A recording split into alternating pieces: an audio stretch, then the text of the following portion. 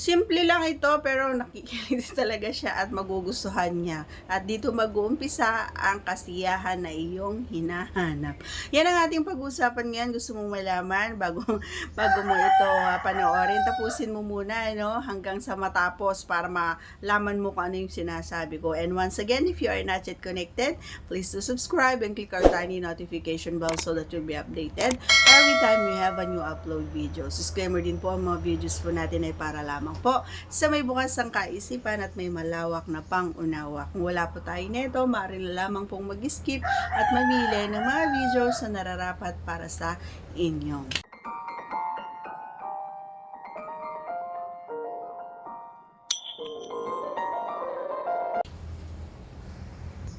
Alam nyo ba na maraming parte dito na pwedeng makakatulong sa inyo every time na kayo ay naandon.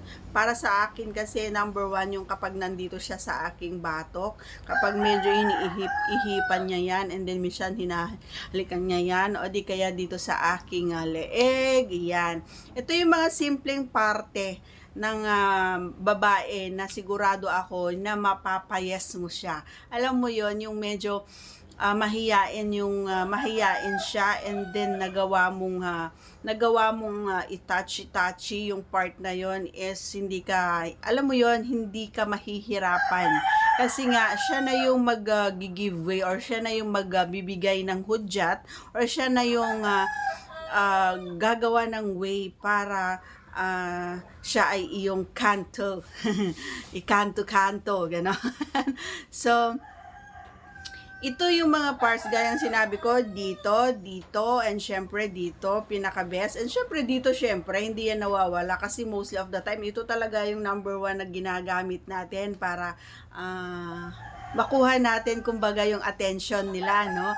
Syempre, ito yung number one. Once kasi na yung smack lang, ganun, mga idol, is wala lang yon. Pero once na naramdaman mo na inilabas niya na yung kanyang dila, ay alam mo na this. Syempre, kapag inilabas na ng babae yung kanyang dila, ay sigurado naman na gusto niya na rin na pumasok ka doon sa pintuan niya. Ganun yung signal doon, mga idol. O ngayon, alam mo na. Kaya kung ano man yung mga na-experience mo ngayon, idol ko, na hindi mo pa nagawa yung mga sinasabi ko, ay siguradong mapapa-thank you ka talaga sa akin. O, ito yung pinaka main ingredients or main secret natin, no? Especially ako, for me, ito yung nagagawa. Kapag ayaw ko, kapag dumako siya rito, ay hindi ko binubukas yung aking labe, kumbaga, di kaya yung bibig. Hindi ko binubukas yan. And wala akong reaction every time na siya ay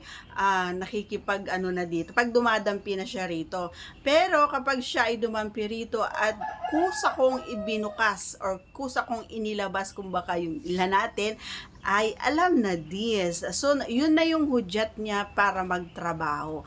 And syempre, kapag gusto niya na kumain, ay syempre, nandun na siya. Ganun lang naman din yun. At kung ano naman din yung ginagawa niya, ay ginagawa ko din, mas hinihigitan ko pa. Para sa susunod, ay alam niya na ay kailangan kong higitan. Magtagal ako sa part na ito kung saan siya may cake. Para naman ay ganun din ang gagawin niya sa akin. Kasarap kasi nun no? Diba? So that's all for today's video. Sana naman mapunta ang ating usapan. Medyo painit na ng painit. Thanks for watching, everyone. Ayan. And please don't forget to subscribe and click our tiny notification bell so that you'll be updated every time we have a new upload videos. Thanks for watching, everyone. See you again on our next vlog. Bye!